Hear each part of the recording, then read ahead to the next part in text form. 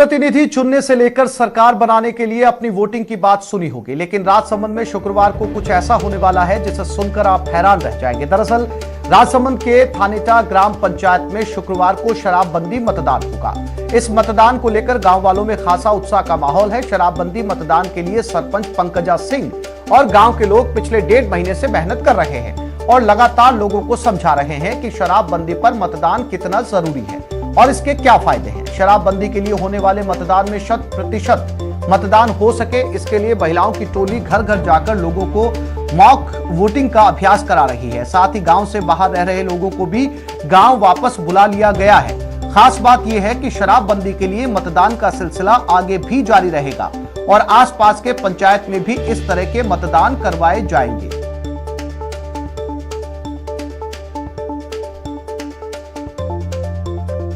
अपने आप में एक अनूठी पहल राजसमंद में शराबबंदी को रोकने के लिए सरपंच पंकजा सिंह के साथ पूरा गांव इस समय एकजुट है और लोगों को डोर टू डोर जाके समझाया जा रहा है कि शराबबंदी कितनी जरूरी है।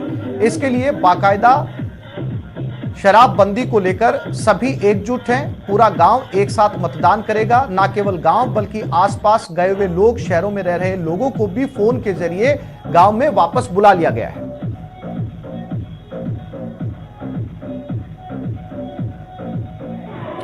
और राजसमंद से हमारे संवाददाता अल्केश सनाड्य हमारे साथ फोन लाइन पर जुड़ गए। अल्केश, लोकतंत्र की एक खूबसूरत तस्वीर, अपने आप में एक अनूठी पहल कहा जा सकता है कि पूरा गांव एकजुट है शराबबंदी को लेकर और ना केवल शराबबंदी को लेकर एकजुट है बल्कि इसके लिए मतदान भी किया जाएगा। ये नजीर बनेगी दूसरे गांवों के लिए। अल्केश जी, मैं आपको बता दूं, ये लोकतंत्र की खूबी होती है कि किसी भी चीज को शांतिपूर्ण तरीके से अपनी व्यवस्था को लागू करवाना।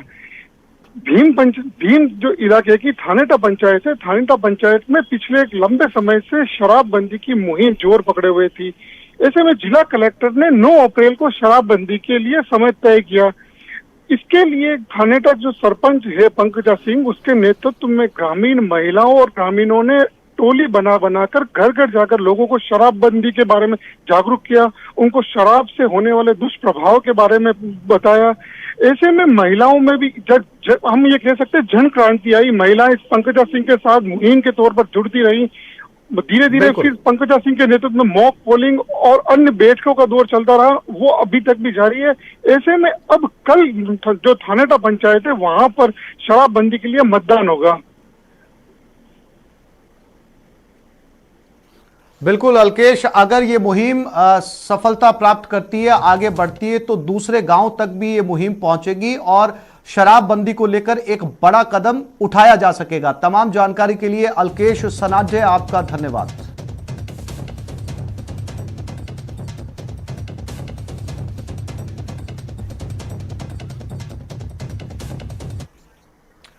और ये खबर जयपुर से है। रोडवेज के रिटायर्ड कार्मिकों का धरना जारी है। चौथे दिन भी ये धरना चल रहा है। शहीद स्मारक पर यह धरना दिया जा रहा है। बकाया परिलाभों के भुगतान की मांग की जा रही है।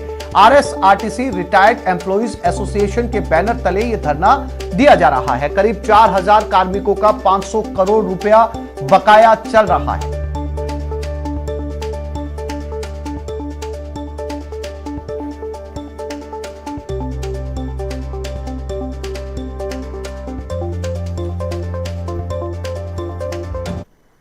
दौसा के महुआ में पुजारी की मौत मामले को लेकर ग्रामीण पिछले 6 दिनों से धरना दे रहे हैं। 7 दिन बाद भी पुजारी का अंतिम संस्कार नहीं हो पाया। राज्यसभा सांसद डॉक्टर किरोड़ी लाल मीणा के नेतृत्व में सैकड़ों ग्रामीण धरना प्रदर्शन कर रहे हैं। बुधवार की रात भी धरना स्थल पर सांसद किरोड़ी मीणा सहित ग्रामीण मौजूद रहे। पिछले 6 दिनों के धरने के दौरान प्रशासन से करीब 1 दर्जन वार्ताओं के बावजूद भी धरना खत्म नहीं हुआ। सांसद किरोड़ी लाल मीणा का कहना है कि पुजारी की जमीन की षड्यंत्र रचकर रजिस्ट्री कराने वाले आरोपियों की गिरफ्तारी और मंदिर माफी जमीन पर बनी दुकानों को ध्वस्त करने की कार्रवाई के बाद ही धरना समाप्त किया जाएगा। पुजारी शंभू शर्मा की 2 अप्रैल को मौत हो गई थी।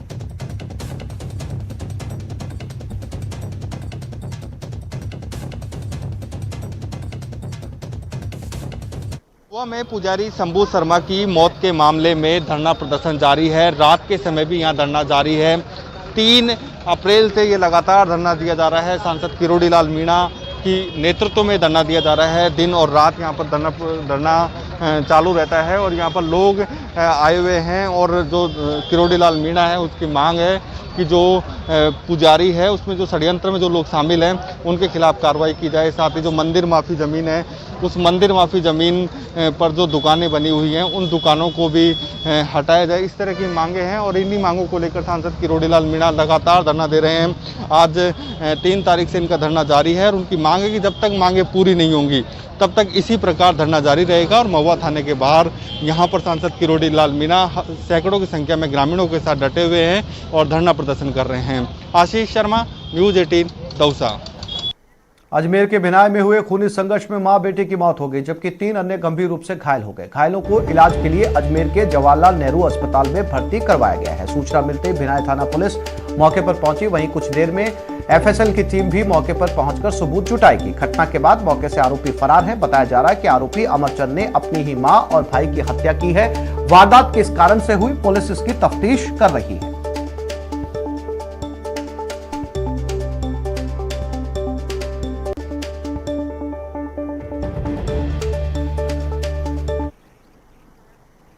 बीकानेर के खाजूवाला में 2 ट्रकों की आमने सामने हुई भिड़ंत में एक ट्रक ड्राइवर गंभीर रूप से घायल हो गया। ग्रामीणों और पुलिस ने कड़ी मशक्कत के बाद केबिन में फंसे ड्राइवर को बाहर निकाला। इसके बाद सीएचसी खाजूवाला में प्राथमिक उपचार के बाद बीकानेर रेफर कर दिया गया। सड़क हादसे के बाद वाहनों का लंबा जाम लग गया। पुलिस ने मौके पर पहुंचकर जाम खुलवाया। फिर पुलिस ने पीछा कर दूसरे ट्रक को पकड़ लिया, लेकिन ट्रक ड्राइवर मौके से भागने में कामयाब रहा। पुलिस ने दोनों ट्रकों को जब्त कर लिया है।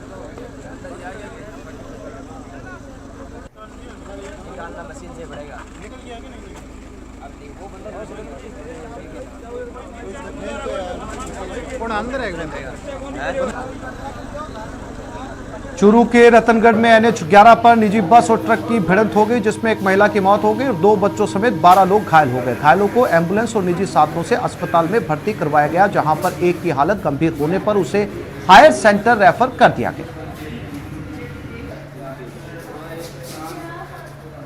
करीब 1 किलोमीटर रतनगढ़ साइड में ट्रक जो रतनगढ़ से जयपुर की तरफ जा रहा था और प्राइवेट बस थी जो कोटा से जयनगर जा रही थी। आमने सामने की टक्कर हुई। ट्रक ने रॉन्ग साइड में आके बस की टक्कर मारी, जिससे बस रोड से साइड में गिर गई और ट्रक का कैबिन भी पूरी तरह क्षतिग्रस्त हो गया, जिसमें ट्रक चालक के भी काफ़ी चोटें हैं, जिनको भर्ती कराया। करीबन 10-12 बस में सवारी हैं, उनको भर्ती। अजमेर के कचहरी रोड स्थित निजी फाइनेंस कंपनी के दफ्तर में आज सुबह अचानक आग लग गई। इसमें सारा सामान जलकर खाक हो गया। सूचना मिलते ही मौके पर दमकल की 4 गाड़ियां पहुंची और करीब आधे घंटे की मशक्कत के बाद आग पर काबू पाया गया। आग लगने का कारण शॉर्ट सर्किट बताया जा रहा है।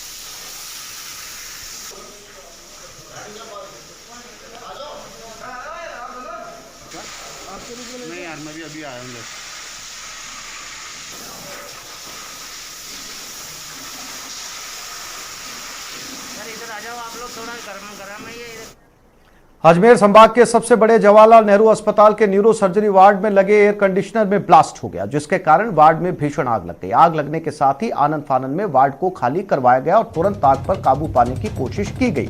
वार्ड में भर्ती मरीजों को दूसरे वार्ड में शिफ्ट कर समय रहते आग पर काबू पा लिया गया, जिसके चलते एक बड़ा हादसा टल गया। घटना के वक्त वार्ड में 12 से ज्यादा मरीज भर्ती थे और उनके परिजन भी मौजूद थे।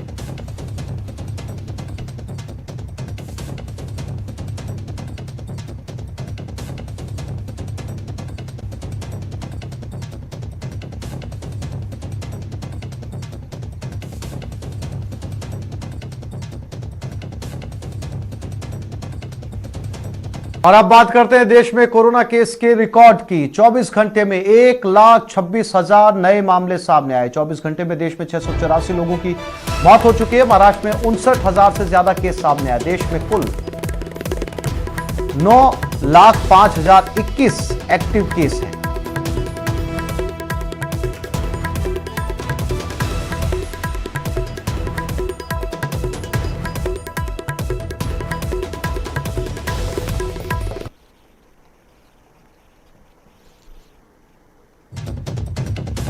और अब बात खतरनाक होती कोरोना की दूसरी लहर की। मरुधरा में फिर कोरोना का विस्फोट हुआ। राजस्थान में कोरोना का विस्फोट, 2,801 नए कोरोना के मामले सामने आए। कोरोना से 12 लोगों की मौत भी हुई। जयपुर में सबसे ज्यादा 551 एक्टिव केस है। एक्टिव मरीज 18,000 के पार है।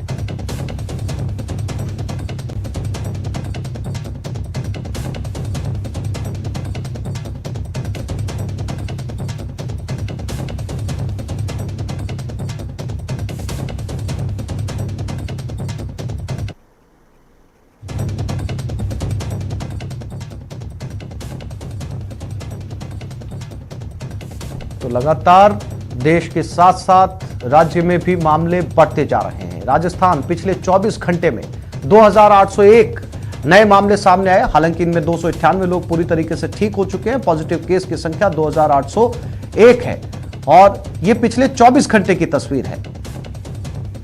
12 लोग इसमें जा चुके हैं। इसके साथ ही देश में भी लगातार ये मामले बढ़ते जा रहे हैं। दूसरी लहर पहली से भी ज्यादा खतरनाक है, क्योंकि एक दिन के अंदर देश भर के अंदर पॉजिटिव मामलों की तादाद सबसे ज्यादा है। ऐसे में एहतियात बरतना बेहद जरूरी है।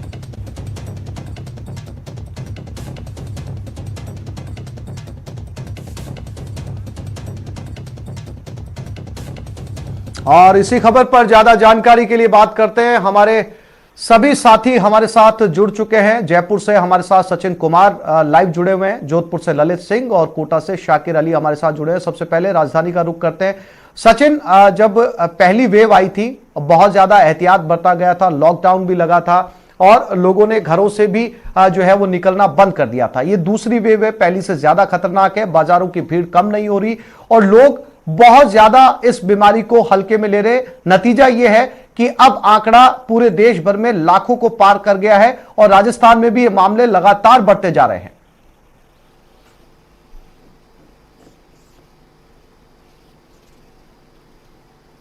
में आंकड़े बढ़ रहे हैं वो चौंकाने वाला है और साथ ही चिंता पैदा करने वाला है, क्योंकि देखिए प्रदेश में अगर बात करें या जयपुर की बात करें तो केवल नाइट कर्फ्यू है और ऐसे में इसका शायद कुछ ज्यादा लाभ होते हुए दिखाई नहीं दे रहा है। क्योंकि जब नाइट कर्फ्यू लगाया गया था, जब तमाम तरह की चीजें नई गाइडलाइन जारी की गई थी कि 25 तारीख से आरटीपीसीआर टेस्ट होगा, नाइट कर्फ्यू प्रदेश में लगाया गया था, उस बात को लेकर आज तक बात करें तो कम से कम 10 से 12 दिन हो गए हैं। लेकिन अगर जिस दिन नाइट कर्फ्यू लगा था या जिस दिन आरटीपीसीआर टेस्ट को अनिवार्य किया था उसके बाद से लेकर आज तक के आंकड़ों की बात हम करें तो एक दिन में अब 500 से 600 छलांग लगाकर आंकड़े बढ़ते जा रहे हैं। कल हमने बात की थी तो 2200 के आसपास आंकड़े थे, 2300 के आसपास, आज 2800 को क्रॉस कर गए।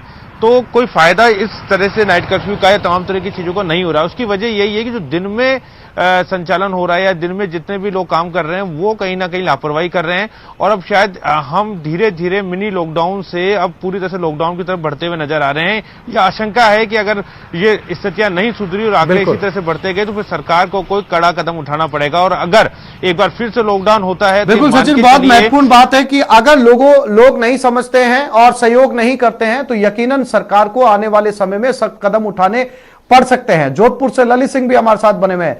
ललित, जो आंकड़े हैं बहुत डराने वाले हैं। जैसा कि सचिन ने कहा, क्या एक बार फिर से हम संपूर्ण लॉकडाउन की तरफ बढ़ रहे हैं?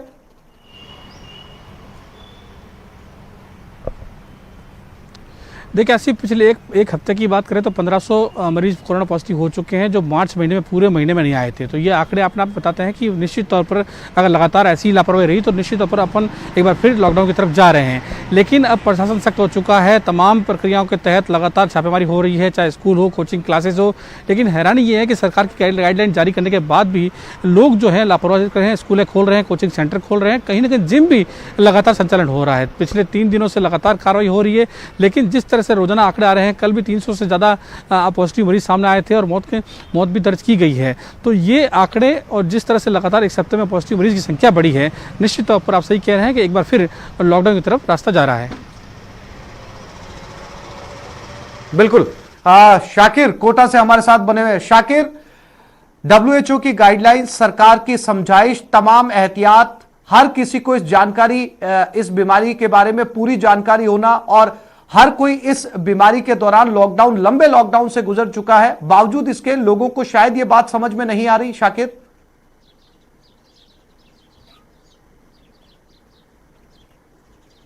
जी बिल्कुल आसिफ, पूरा का पूरा साल जो है वो ऐसे ही गया था और उसके बावजूद जो है जो लापरवाही की तस्वीरें हैं वो कहीं ना कहीं खतरनाक साबित हो रही है। जन जागरण अभियान चलाए जा रहे हैं, पेरेंटी लगाई जा रही है, लगातार समझाइश की जा रही है, लेकिन उन सब के बावजूद कहीं ना कहीं कुछ लोग जो है वो अभी भी लापरवाहियां बरत रहे हैं। उसी का नतीजा है कि कोटा में भी जो है लगातार कोरोना पॉजिटिव रोगियों की तादाद में इजाफा हो रहा है। 7 दिन में ही 1400 पॉजिटिव रोगी सामने आ चुके हैं। एक बार दोबारा नए सिरे से जो जिला प्रशासन ने पूरी मुस्तैदी के साथ में वापस से व्यवस्थाओं को दुरुस्त करना शुरू कर दिया है, क्योंकि उनको भी अंदेशा है कि कहीं हालात पहले जैसे ना हो जाए। लेकिन इन सब के बीच में लापरवाही जो है वो कहीं ना कहीं वो भारी पड़ रही है। बाज़ारों में अभी भी भीड़ लोगों की पहुंच रही है, लोग जो है मास्क का इस्तेमाल कई सारे लोग नहीं कर रहे हैं, सोशल डिस्टेंसिंग की पालना नहीं हो रही है। यही बिल्कुल शाकिर, जो आंकड़े हैं, चाहे वो जोधपुर की बात हो, उदयपुर की बात हो, या फिर जो है वो जोधपुर की बात हो, या फिर जयपुर की, हर तरफ से आंकड़े बेहद डराने वाले हैं। लगातार सरकार नियम बना रही है, कोशिश कर रही है कि आम लोगों को इस बीमारी की संजीदगी समझ में आए, लेकिन बावजूद इसके बाजारों में भीड़ कम होने का नाम नहीं ले रही। आप तीनों साथियों का हमारे साथ जुड़ने के लिए, बातचीत करने के लिए बहुत शुक्रिया। प्रधानमंत्री नरेंद्र मोदी ने आज राजधानी दिल्ली के एम्स में कोरोना वैक्सीन की दूसरी डोज लगवा ली है। इससे पहले पीएम मोदी को 1 मार्च को वैक्सीन की पहली डोज लगी थी। पीएम मोदी ने लोगों से वैक्सीन लगवाने की फिर से अपील भी की है। प्रधानमंत्री नरेंद्र मोदी को कोरोना वैक्सीन की दूसरी डोज भी पुदुचेरी की सिस्टर पी निवेदा ने ही दी है। उनके साथ पंजाब की नर्स निशा शर्मा मौजूद रही। इससे पहले पीएम मोदी को भारत बायोटेक की देश में विकसित कोवैक्सीन की पहली डोज 1 मार्च को दी गई थी। प्रधानमंत्री ने ट्वीट कर लिखा है कि आज एम्स में मुझे कोरोना वैक्सीन की मेरी दूसरी खुराक मिली। टीकाकरण हमारे पास वायरस को हराने के कुछ तरीकों में से एक है। अगर आप वैक्सीन लगवाने के लिए योग्य हैं तो जल्द ही cowin.gov.in पर रजिस्ट्रेशन करवाकर वैक्सीन लगवाएं।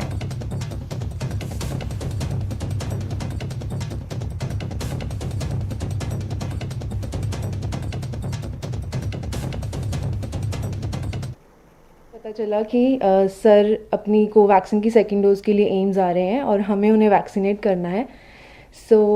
हमने उनको वैक्सीन की सेकेंड डोज़ दी और हमें बहुत अच्छा लगा उनसे मिलके, और फिर उनसे थोड़ी सी बातचीत भी हुई। उन्होंने पूछा कि हम कहाँ से हैं और फिर एक फ़ोटोग्राफ ली, and it was really very memorable moment for me कि उनसे मिलने का मौका मिला और उन्हें वैक्सीनेट करने का मौका मिला इस पैंडमिक सिचुएशन में।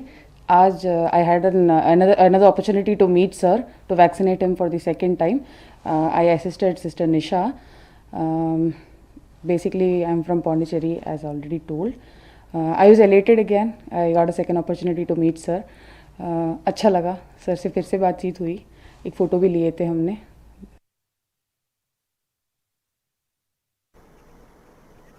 और कोरोना की बेकाबू रफ्तार पर मंथन होगा। प्रधानमंत्री नरेंद्र मोदी इसको लेकर एक बैठक करेंगे। मुख्यमंत्रियों के साथ चर्चा की जाएगी। वैक्सीनेशन पर भी चर्चा होगी। महाराष्ट्र, राजस्थान में लगातार मामले बढ़ रहे हैं। बैठक आज शाम 6:30 बजे होने वाली है। देश में जानलेवा कोरोना वायरस के बढ़ते खतरे पर प्रधानमंत्री नरेंद्र मोदी आज सभी राज्यों के मुख्यमंत्रियों के साथ मीटिंग करेंगे। देश में कोरोना वायरस की रफ्तार बेकाबू हो चली है और नई लहर का सबसे बड़ी चुनौती बनकर सामने आई है। देश में पहली बार 24 घंटे के भीतर 1 लाख से ज्यादा केस दर्ज किए गए। बैठक आज शाम 6:30 बजे होगी सभी मुख्यमंत्रियों के साथ।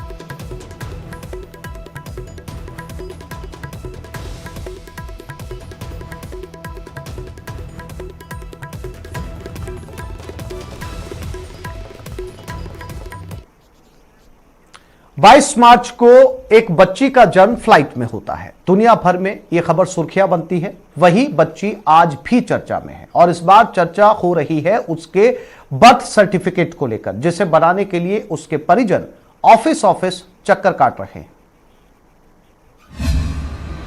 फ्लाइट में डिलीवरी सर्टिफिकेट का चक्कर, जवाजा से ब्यावर तक सरकारी चक्कर, बर्थ सर्टिफिकेट के लिए ऑफिस।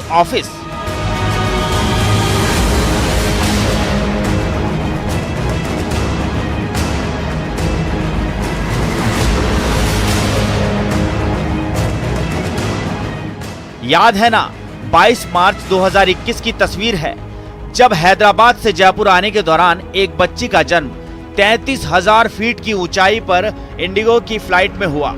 तस्वीरें वायरल हुई। इस बच्ची को दुनिया भर से आशीर्वाद भी मिला। इंडिगो की तरफ से तो इस बच्ची को आजीवन फ्री में यात्रा की सौगात भी मिली। लेकिन आज इसी बच्ची के बर्थ सर्टिफिकेट के लिए अजमेर के रहने वाले इसके माता पिता ऑफिस के चक्कर लगाने को मजबूर हैं। और मैं जयवाजा हॉस्पिटल में एडमिट कराया था उसमें मेरे को जेवाजा हॉस्पिटल से मेरे को पर्चे दिया था। मैं पर्चे लेके सूरजपुरा मेरा पोस्ट में गया था। पोस्ट वाला बोला जेवाजा जाओ, जेवाजा हुआ डिलीवरी, जेवाजा जाओ। और दूसरे आदमी तो बोलता जयपुर फ्लाइट में हुआ तो फ्लाइट में जाके जयपुर जाके बनाना पड़ेगा। मेरे को 3-4 दिन हो गए इधर से इधर घूमते हुए, अभी तक मेरे बच्चे का जन्म पत्र नहीं बना। और मेरे को जेवाजा गया तो जेवाजा से बोला पंचायत से बनेगा, पंचायत बोला वहां से बनेगा। 22 मार्च को इंडिगो की फ्लाइट से ललिता हैदराबाद से जयपुर आ रही थी। इसी दौरान फ्लाइट में ललिता को प्रसव पीड़ा हुई। इंडिगो क्रू मेंबर्स और ऑन बोर्ड डॉक्टर की मदद से सफल डिलीवरी करवाई। ललिता ने 33,000 फीट की ऊंचाई पर बच्ची को जन्म दिया। अब बच्ची के बर्थ सर्टिफिकेट बनने में मुश्किल आ रही है। नियमों में जटिलता की वजह से जन्म प्रमाण पत्र बनने में देरी हो रही है। बच्ची के परिजन जवाजा से ब्यावर का चक्कर लगा रहे हैं, लेकिन अभी तक बच्ची का जन्म प्रमाण पत्र नहीं बन पाया है। बड़े कम ही मौके होते हैं जब किसी का जन्म फ्लाइट में हो। ये बच्ची खुशनसीब है, उसे जीवन भर फ्री में फ्लाइट में सफर करने का अधिकार मिल गया है, लेकिन उसे जीवन के सबसे बड़े अधिकार यानी बर्थ सर्टिफिकेट देने में सरकारी विभाग टाल मटोल कर रहा है। सरकारी विभाग की संवेदनहीन व्यवस्था इस बच्ची के परिवार के लिए मुश्किल पैदा कर रही है। अजमेर से न्यूज़ 18 के लिए चंद्रशेखर की रिपोर्ट।